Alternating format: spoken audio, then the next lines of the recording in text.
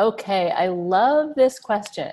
This is from Molly Rice, who is part of an arts organization, and her arts organization specializes in new work, and each of the works is crazily diverse from content to form to the partners that they work with. And she's often stymied about how to create a brand that's consistent, how to gather audience around this thing when it's such different work every time. So I think this is a great question for anybody who has a business in which either like Molly, where a bunch of different elements are brought together in some way, or where constant change is part of the condition of the business, and or a solo entrepreneurship where you're doing a lot of different kinds of work as a polymath. So the work might be really diverse, Molly, but I bet there is a set, or I know that there is a set of values and a vision that creates a through line that has nothing to do with any particular artwork or project that you do, but that has to do with the ethos of this place that creates such an incredible diversity of cultural production, right?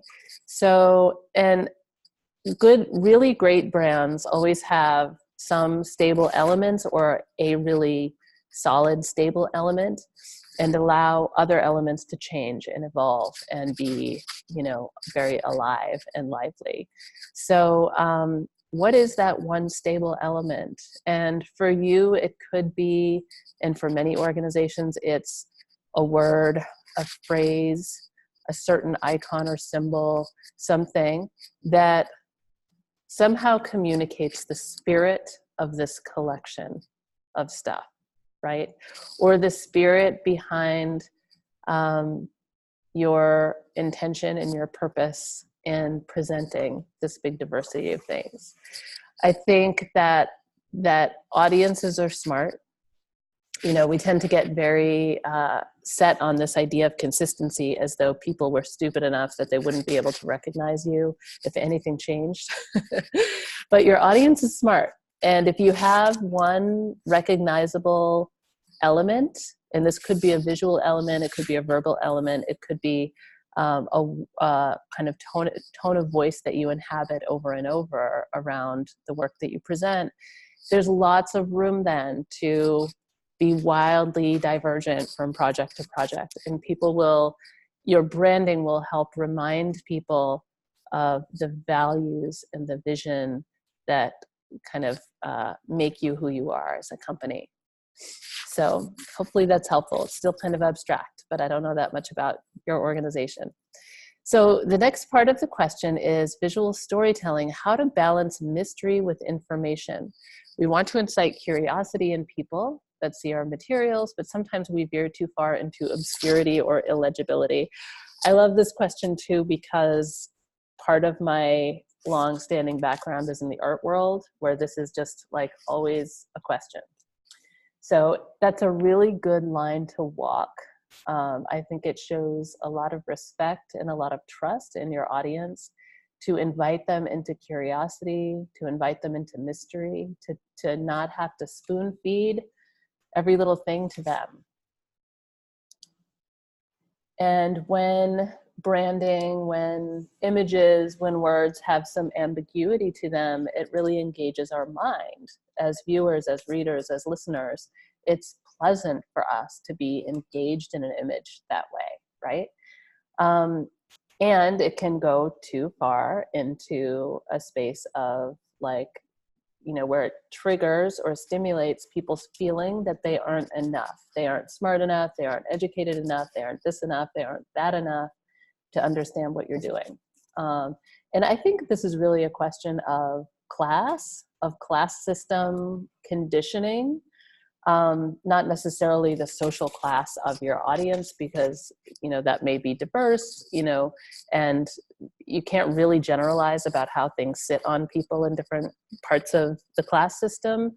But I think if I will generalize a little bit, those of us who've been through higher education, and particularly master's and PhD programs, et cetera, there's a certain level of abstraction, especially in the creative fields, that's kind of a status signal and makes us feel really good about ourselves. And I went through master's program in art and did all the art theory and critique stuff and got steeped in this myself and kind of art world speak. It's a kind of intellectual in-crowding kind of thing that makes work less accessible when we fall into that. So I think you want to avoid that and just keep letting your guiding question be, how do we draw people in to curiosity, into mystery, trust their capacity to meet us there, trust everybody's intelligence to meet us there, and how do we filter out those signals of upper academic subcultures, of art critique and theory subculture, to make sure that our audience, that what we do is accessible to a wider audience. So I'm imagining this might be relevant to you. I don't know what your, the folks that run your organization, I don't know what your backgrounds are, but watch out for the class thing. And just keep asking the question. I think that's a question to keep asking, and have a real back and forth with your audience. Ask people on a continual basis, like, what did you think when you saw that poster? What did you think when you saw the social media stuff? Did it feel intimidating and off-putting? Did it feel aloof, or did it feel engaging and like it was drawing you in? And keep sitting with that question. I think as soon as you feel sure and you've answered the question, you've lost some of the mystery, right? Okay. And your final question is, do people really want to be involved in the creative process? We're thinking about Patreon perks, and I'm thinking about opening rehearsals, giving people more insight into our process. Is this something people would be interested in? What other perks do people enjoy? This looks to me, Molly, like a great opportunity for customer research. So, I know it's been true in art museums for a really long time that members love to be members because they get to meet the artist. They get, I'm not sure they get so much behind the scenes, but they get to interact with the artists that inspire them and get exclusive talks and get more education. Like, they get to learn more about the context of the artworks and things like that. So I would imagine that would be true in your world as well, but I don't know your audience. I would say, brainstorm a list of possible approaches to perks. So one approach is the behind the scenes, come sneak peek at a rehearsal. Another might be, come to a Zoom call with the artists, or to a in-person dinner with the artists.